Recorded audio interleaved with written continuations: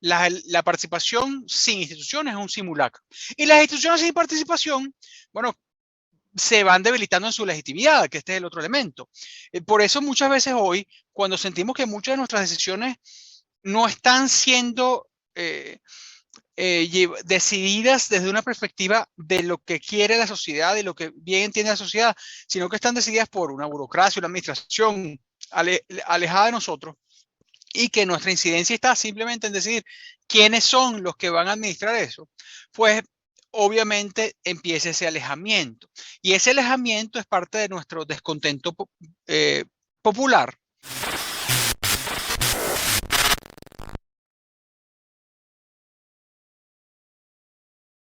Para eso podemos tener bibliotecas enteras, ¿no? De definición. Y el asunto es que lo que nosotros decimos etimológicamente como democracia, que es el demos kratos, gobierno del pueblo, es algo que es muy distinto a nuestra propia experiencia de la democracia, nuestra propia expectativa normativa de lo que es la democracia.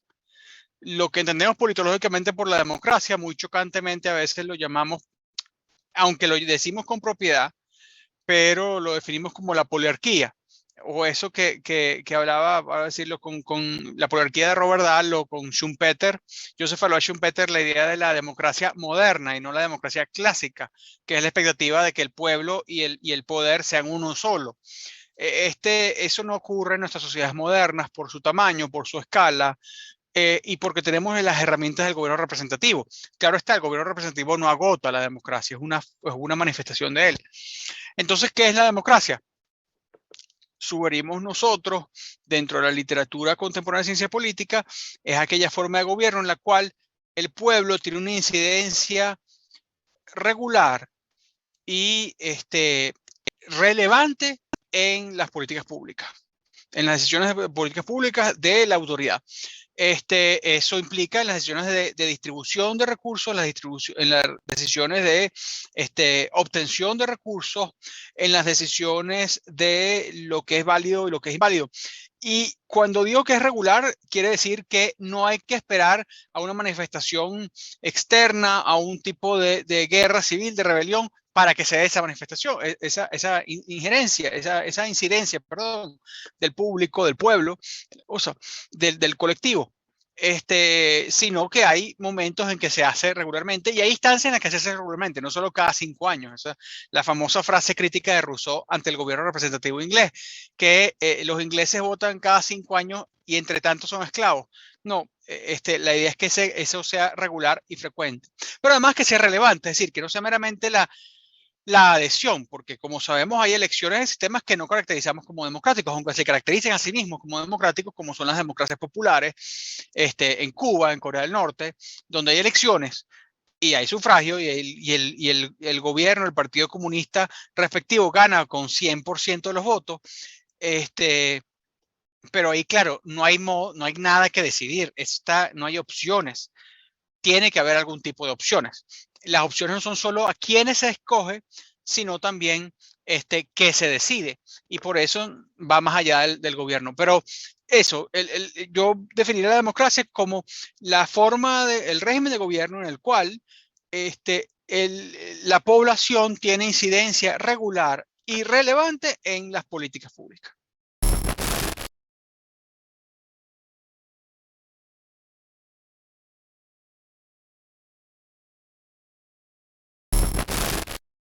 Bueno, hace una pregunta muy buena porque sin las instituciones que realmente determinan, canalizan y hacen que, por una parte, recibir los inputs, los insumos de la población se transformen en decisiones y esa interpretación va a estar de la mano de esa representación, pero en todo caso tiene que haber unos inputs. Sin que esos inputs tengan entonces la capacidad de afectar la decisión de política pública, y entonces que las instituciones no sean receptivas a eso, sino que simplemente esperen de esa manifestación de voluntad popular una suerte de adhesión de algo que ya se ha decidido desde arriba. Obviamente estamos hablando de un simulacro. La participación sin instituciones es un simulacro. Y las instituciones sin participación, bueno, se van debilitando en su legitimidad, que este es el otro elemento. Por eso muchas veces hoy, cuando sentimos que muchas de nuestras decisiones no están siendo decididas desde una perspectiva de lo que quiere la sociedad y lo que bien entiende la sociedad, sino que están decididas por una burocracia, una administración alejada de nosotros, y que nuestra incidencia está simplemente en decidir quiénes son los que van a administrar eso, pues obviamente empieza ese alejamiento. Y ese alejamiento es parte de nuestro descontento popular, así como hay un descontento, vamos a decir, técnico, aristocrático quizás, de la presión popular a cosas cada vez más descabelladas, porque cuando hay ese descontento, entonces se ven esas soluciones más radicalizadas. Y esto que hablamos hoy del populismo en las democracias occidentales, que no es otra cosa sino ese reclamo, sí, popular, porque puede ser autoritario y popular a la vez, uno se olvida de eso, pero puede serlo. El populismo es esa idea que hay una cúspide, hay una torre de marfil, hay unas instituciones, sí, alejadas de la población, que deciden por ello, y yo quiero sobrepasarlas porque realmente no me escuchan. Y eso genera pánico dentro de las instituciones. No es suficiente meramente contestar defensivamente. Obviamente hay que denunciar el populismo, pero no es suficiente, no es suficiente. Lo digo con la experiencia, a veces lo decimos de Venezuela, que estamos desde el futuro. Uno de los problemas de la caída de nuestra república representativa anterior fue justamente la desconexión entre la población y sus representantes. Esto puede tener otros elementos, que son elementos que no son solo institucionales, hay unos elementos de cultura política y elementos que en la ciencia política también tenemos que decir. La democracia pura, la voluntad de la población pura y simplemente, tiende a ser muy inestable. Tiende a ser muy inestable porque también, especialmente cuando está sostenida en un contexto de desigualdad o incluso de creciente desigualdad, porque ahí la desafección es mayor. Entonces es fácil que se cuele algún tipo de príncipe popular, como diría Maquiavelo, o en todo caso de caudillo populista, o como queramos decirlo. Digo esto no porque voy a usar cualquier término, sino porque en realidad la literatura los denomina de muchos diversos modos. Cualquier demagogo, para usar, si vamos a usar el término democracia, bueno, usemos el término demagogo, aquel que solivianta las masas. Bueno, eso es fácil que se cuele. Si no hay nadie que le impida que se cuele. Ahí están las instituciones, sí, pero muchas veces las instituciones funcionan a veces también como salvaguardas de sí mismas, y eso no es lo que debe ser.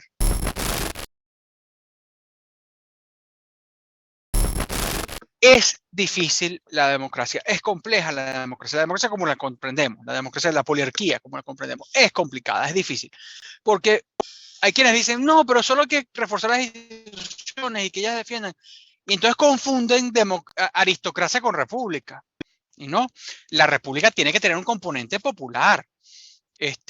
SQPR, SPQR eran las siglas de la República Romana, Senado y el pueblo de Roma, no es Senado de Roma nada más. Y quienes dicen, no, es que el problema es que el demos es eso, pobre, susceptible de la demagogia,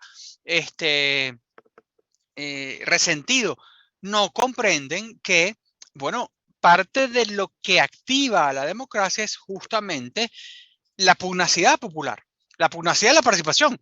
Y tiene que existir, tiene que existir. A mí me encanta esa imagen, no es que es la mejor institución para refrendarla, pero me encanta al menos la imagen arquitectónica que usaron. Esa bella imagen del Congreso brasileño, en la cual la Cámara de los Diputados, el hemiciclo de la Cámara, está en una suerte de semiesfera que apunta hacia el piso y la Cámara de los Senadores apunta hacia el cielo.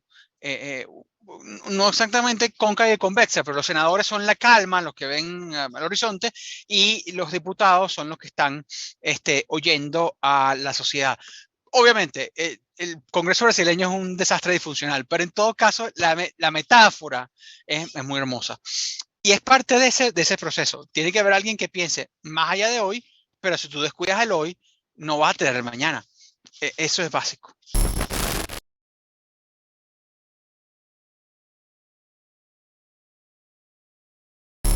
Mira, los contrapesos van a existir porque el abuso de poder es muy importante, pero una de las cosas que no hablamos cuando hablamos de la democracia de una perspectiva institucional e incluso constitucional, y que muchas veces nos olvida, es que hay una base material y una base cultural de la democracia.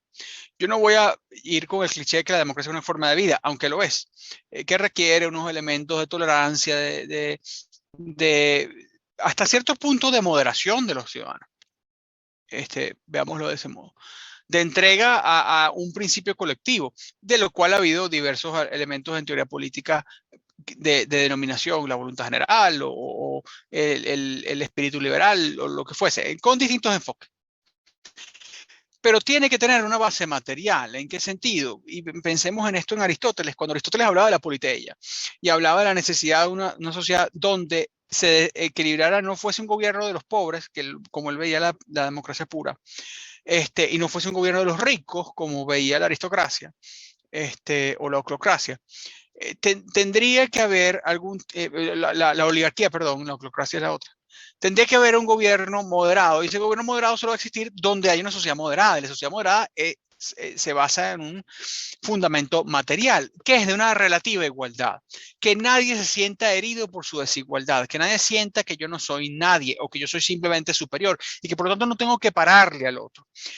Eso que nosotros aquí tuvimos muy místicamente al comienzo de nuestro sistema democrático, hace 60 años, cuando, por ejemplo, se hablaba, bueno, el rumor detrás de la cortinita. Tú ves en la cortinita, el doctor Uslar y Juan Bimba eran la misma persona. Su voto valía idéntico. Eso vale una constatación esencial, que es que cualquier persona, cualquier individuo que tenga el derecho al voto, su raciocinio, su decisión es igualmente válida.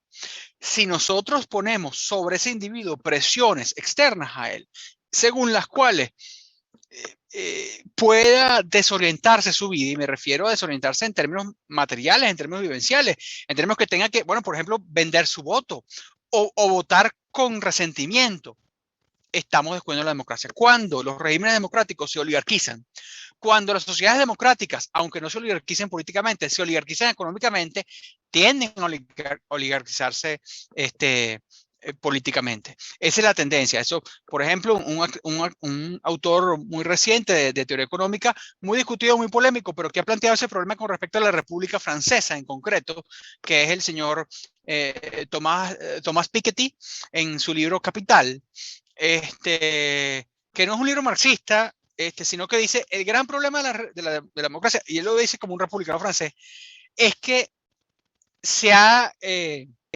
colapsado el ingreso de las clases medias y bajas y se ha incrementado el ingreso de las clases altas, sin que realmente aumente su capacidad reproductiva. Es un ingreso generado por renta. Entonces, esto es fascinante porque unos trabajan y no reciben, y otros no trabajan y reciben, y se ha roto el pacto social de la posguerra. El pacto social sí es el pacto social democrático, en cierto modo, pero también el pacto moderador. Eso no es solo consecuencia del liberalismo, es consecuencia de las dinámicas económicas y tecnológicas que hay. No es que es un plan, no es que se puso una oligarquía, pero claro, como esa es la consecuencia, sí se oligarquiza, porque entonces tú tienes, bueno, el temor a los chalecos amarillos en Francia, es el temor de las élites tecnocráticas de Sciences Po o de Les Champs-Élysées, ¿no? Entonces tú tienes que cuidar ese equilibrio. Y es delicado, requiere una cabeza de estadista muy profunda y muy dedicada. Que, bueno, como vemos, todas las sociedades tienen sus altos y bajos. Entonces, ¿cómo fortalecerlo? No es tanto la institución, es que la institución se debilita si la base material no está allí. Y eso afecta a la base cultural, porque afecta a todos los pueblos en todas las latitudes.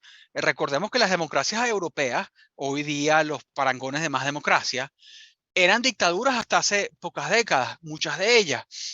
La democracia uruguaya, la democracia costarricense eran sistemas oligárquicos autoritarios hasta ayer. Entonces, no es que es algo que se nos escapa.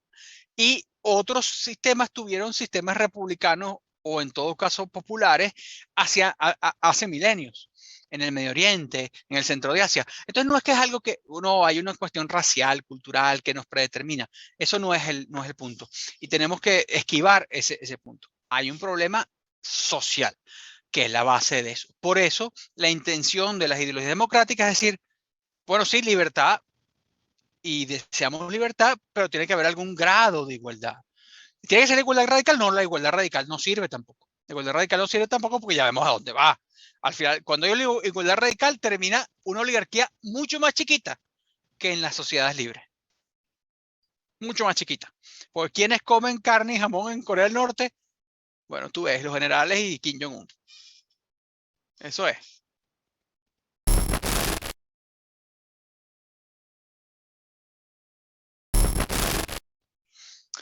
Caramba, ¿cuánto tiempo tengo? Porque es una pregunta enorme. Mira, más que decir que hay unas condiciones u otras, aunque siempre habrá que mencionar que lo fundamental es cuidar aquello que nos hizo iguales, pero todas las sociedades sufren decadencia, todos los sistemas políticos sufren de movimientos y de revoluciones. La aspiración democrática, mientras esté en la creencia, porque parte de una creencia, la creencia que hablamos antes, la creencia según la cual el ser humano, sea quien sea cual sea su género, sea cual sea su condición social, tiene la misma dignidad. Es una creencia fundamental de la democracia. Es la creencia fundamental de la democracia. Esa creencia hay que mantenerla. Si no se mantiene, obviamente es lo que estamos en mayor peligro. Hablar del destino de la democracia, sin embargo, hay que hacerlo con cierto recogimiento y cierta, no quiero decir solemnidad, pero con cierta sobriedad.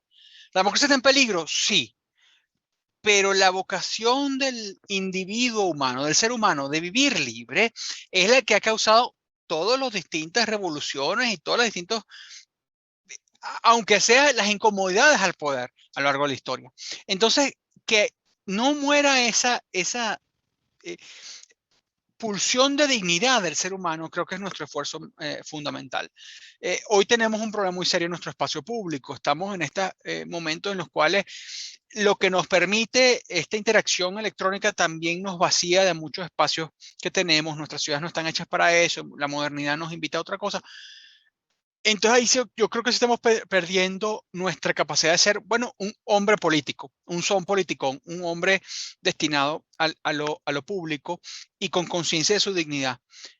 Para ser meramente un animal de consumo o menesteroso. Ojo, no estoy aquí criticando el capitalismo o beneficiando el capitalismo, al contrario, las dos cosas coexisten en este esquema y pueden castigar. Lo deseable entonces es que haya esa posibilidad de dignidad en las sociedades abiertas que coinciden hoy con sociedades de consumo capitalista, pero no son necesariamente ellas o solo ellas. No tendrían que ser solo ellas. Son las sociedades mejor capacitadas para esa dignidad. Hay otros retos, pero también tenemos que ver, e insisto con esto con sobriedad, que a veces la historia nos depara desengaños. Mantengamos la fe en la democracia, mantengamos la creencia en la democracia, porque al fin y al cabo, si tuviéramos otras perspectivas y otros deseos y apetitos, preferiríamos otro sistema político. Pero quienes somos demócratas tenemos que mantener y predicar la fe en ese sistema.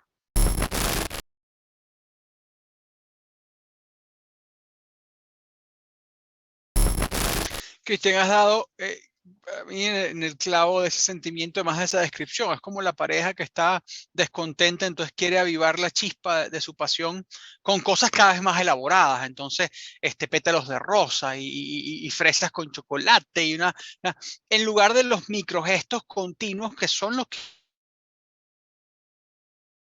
alimentan una relación, la confianza que se crea en eso. No, novio, soy una desgracia de persona, entonces le traigo un ramo de flores del tamaño de un camión a mi esposa. No, eso no lo resuelve, eso se ve falso, y eso genera esa desafección.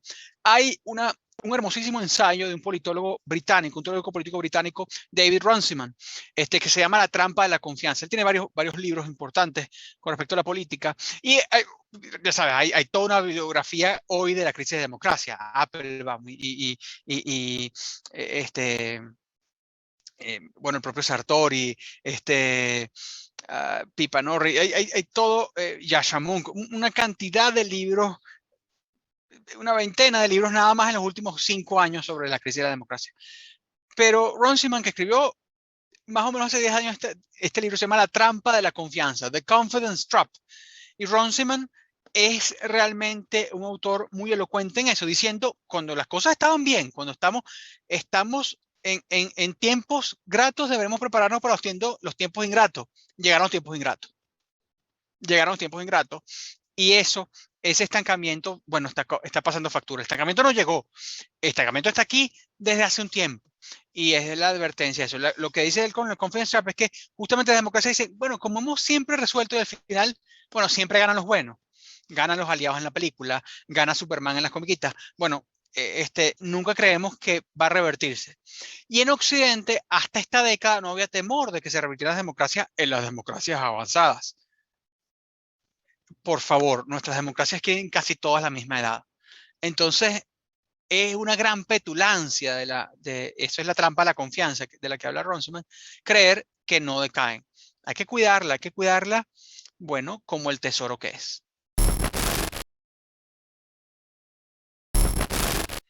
No, yo muy feliz de participar, Cristian, muy contento de que sigan creyendo en la dignidad del hombre, sigan creyendo en su propia dignidad y lo felicito a ustedes, a ti, por este empeño de mostrar los conceptos y las discusiones de ciencia política y teoría política de una manera gráfica, innovadora, muy llamativa. Realmente, no tengo un sombrero, pero me lo quito en esta circunstancia. Te felicito realmente.